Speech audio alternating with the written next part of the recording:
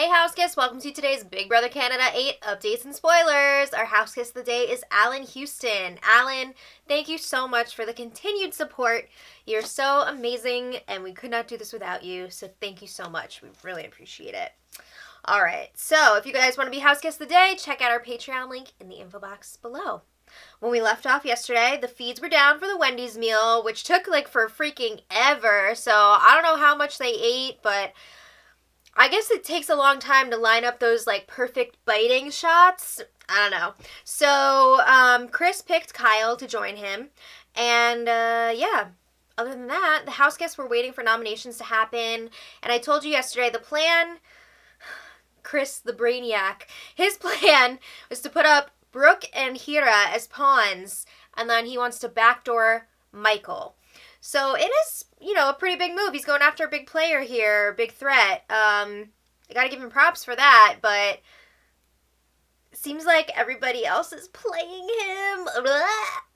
They're just kind of dealing with him for now because he's the HOH, and then who knows what's gonna happen to Chris after. So there's another level to this plan. Chris is telling the evictors, just a reminder, that's Michael, Maddie, John Luke, and Rianne, that he's planning to backdoor Min Lee this week because obviously he wants to make sure that this veto is used. So if one of the evictors wins the veto, he wants to make sure that, he could still put one of the other ones up. So he's telling them, yeah, it's going to be Min Lee, so use the veto. And it seems like it's kind of working. So when the feeds came back from Wendy's, Suzanne and Jamar were having a game chat in the Expedia Lounge, and these two seem to be really tight. And they also both love Sheldon, and they know that Sheldon is close with Brooke. So they figure, okay, the four of us can work together. Cool, I like it. Sounds fun. Not too big, right? So then Suzanne starts adding more people. She tacks on Kyle and Vanessa to make 6. There's so many alliances with so many people. I don't see how they're going to be able to keep these straight for very long, and I don't see them lasting for very long. So then Jamar says that he feels bad leaving out Carol and Angie. How many people are you going to add to this? So Suzanne says, no, it's fine. They're with us for now, but somebody's going to have to go at some point, right? We can't play with everyone forever. So Suzanne says that she feels she and Jamar are both in a good spot right now. They're both in the middle. They can both funnel information from both sides. How many times can I say both in the same sentence? And she says, look, I'm Chris's number 1. She knows what Chris is planning to do this week, so she tells Sheldon all about it. The 2 pawns, backdooring Michael, yada, yada, yada. So yeah, Suzanne is playing Chris as well. It doesn't seem like this thing's got legs with Chris. So she just wants to make sure that Brooke is going to come down with the veto this week because she cares about Brooke's game and she wants to keep her safe. Okay. So then Chris chats with Min Lee in the HOH room, and they're going over the plan again for the week. And he says, you're safe this week. However, the evictors think that you're the backdoor target. So he says, best case scenario, you win the veto, and you use it, and then I put up Michael, right?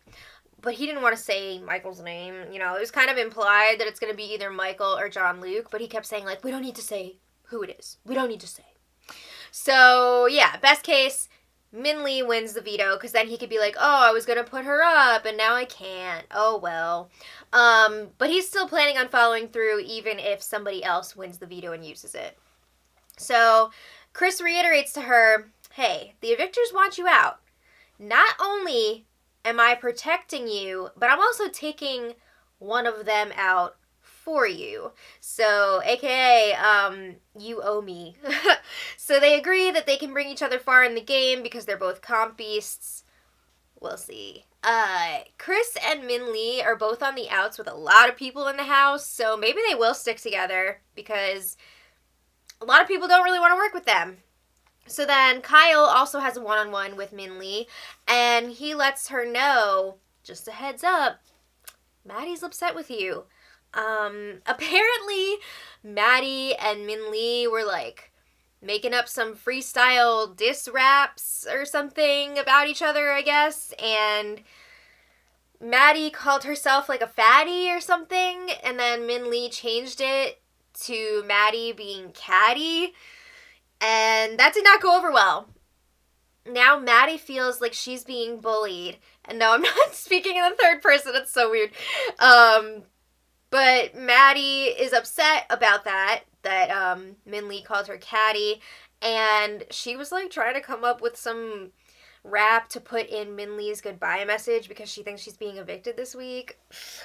Oof! That's a big oof, especially since her future showmance is the target this week. Ugh. So Min tells Kyle, okay, I'll talk to Maddie and like smooth things over, or at least, you know, do it for game reasons. To push the narrative that she's worried about being backdoored this week, and she's trying to mend fences with Maddie. I don't think she really cares if she has an actual friendship with Maddie. So Min and Kyle agree that her role in the group can be to start drama and manipulate it to work for their game. Oh boy.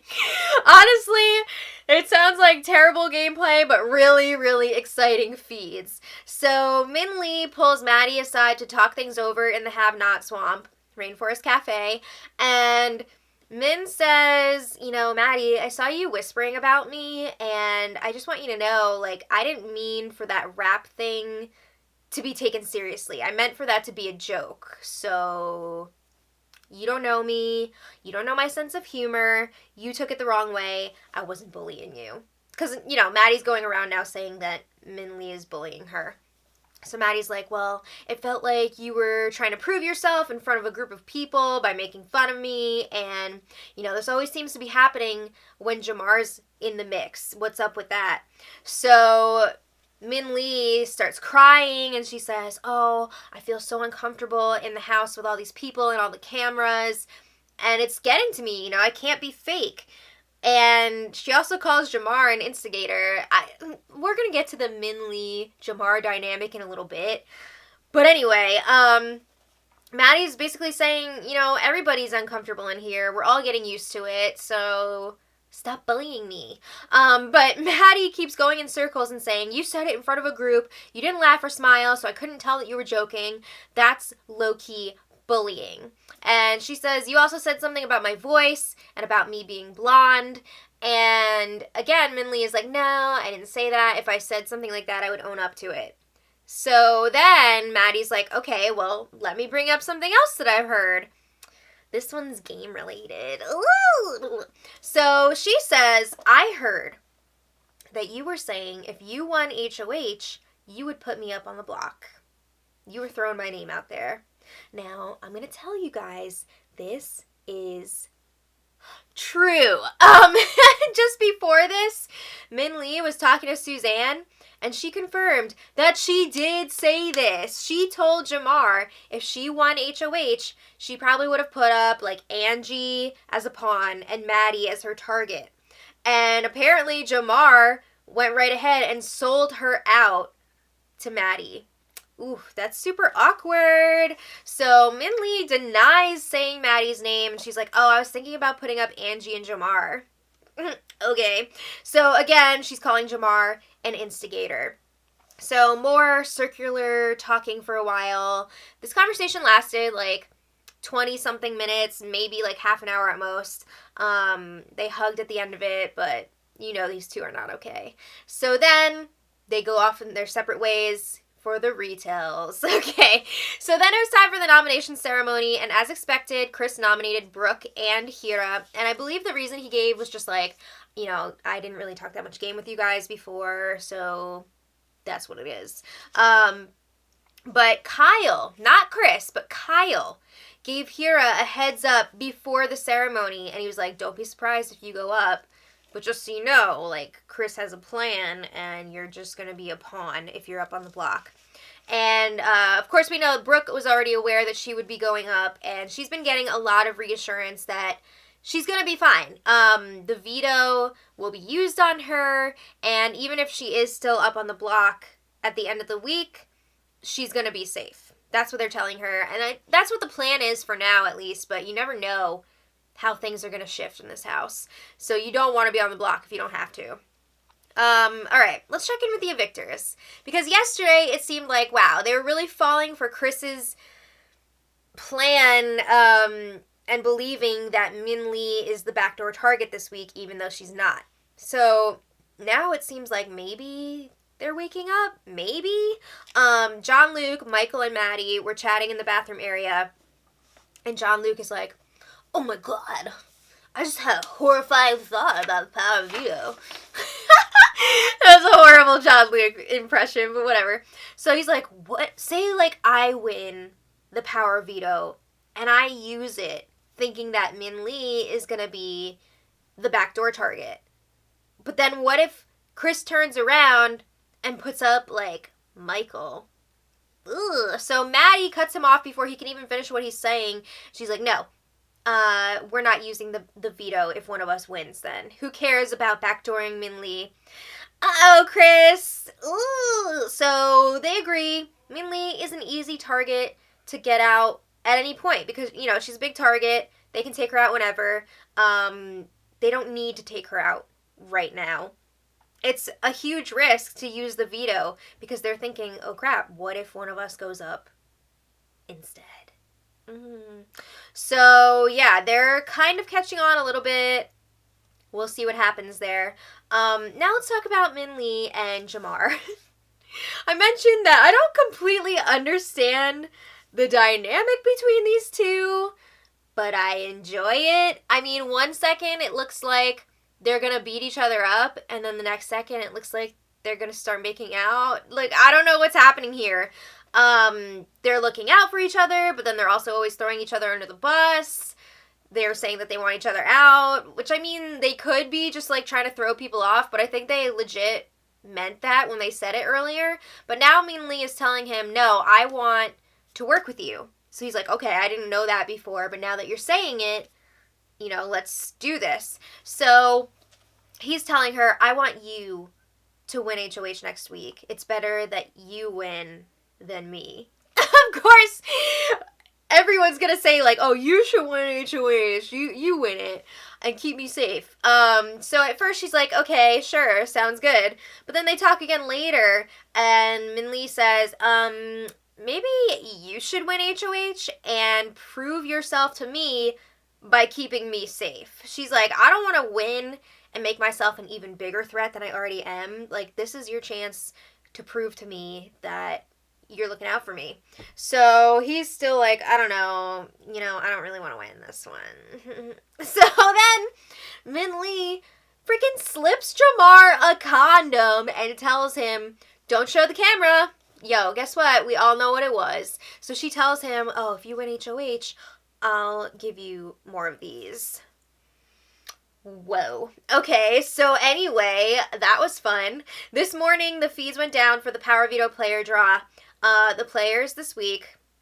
Now, Big Brother is sticking with their whole HOH doesn't play thing that they were doing last year. So there's only 5 players, which I guess gives the nominees a better chance to come down.